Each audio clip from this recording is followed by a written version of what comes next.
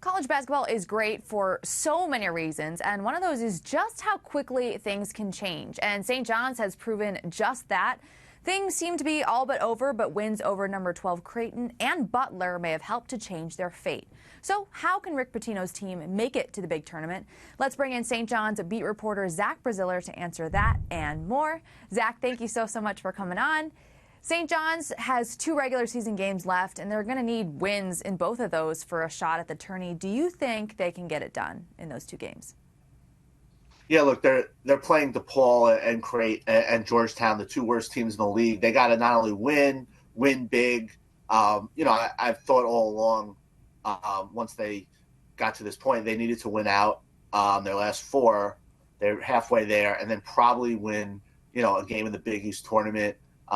Get to the Big East semifinals. They're right now in the mix. Most bracketologists have them among the first 4 out. They're right there. I think they kind of are one more good win short of making it. So they're close. They're not there yet, but they're close. And beating Creighton the way they did and beating Butler the way they did really is kind of put them back on the map. To really have a shot here to make the tournament. Yeah, that win over Creighton was huge. And like we talked about the Big East tournament, that kicks off Wednesday, March 13th at the Garden. So what kind of showing does St. John's need to put on in order to try and make it to the NCAA tournament? Yeah, it's going to be interesting what their seed is. Right now they're the 7th seed, but that's going to improve. They're going to, as long as they win these 2 games that I expect them to win, other teams are playing tougher teams. I think their odds are strongest to finish 5th.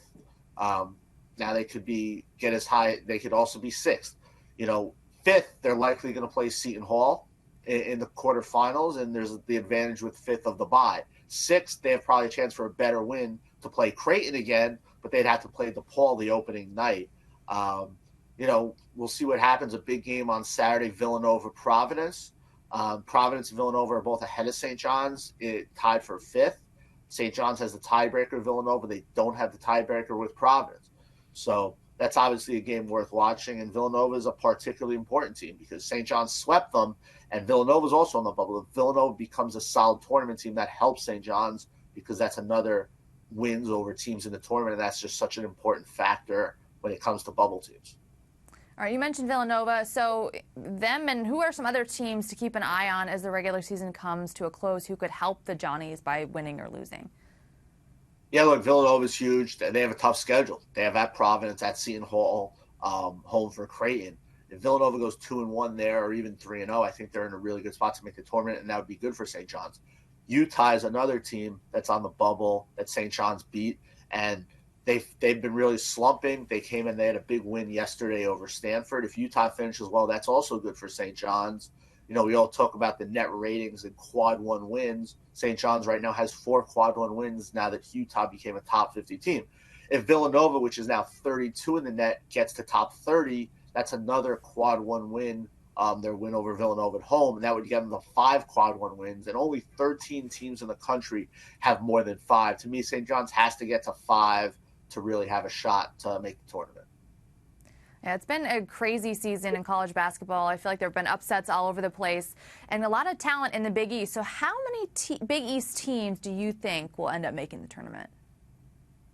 I think right now they're 5. I think St. John's is just on the outside looking in. You have the big 3 of Connecticut, Marquette, and Creighton. Seton Hall and Providence are kind of right on the right side of the bubble. And then St. John's and Villanova are kind of the other side. I think at the end of the day, you're going to get 7. I do. I think Villanova is going to finish well enough here to get in. I think that will help St. John's. I think St. John's will win the game they need to win in the Big East tournament.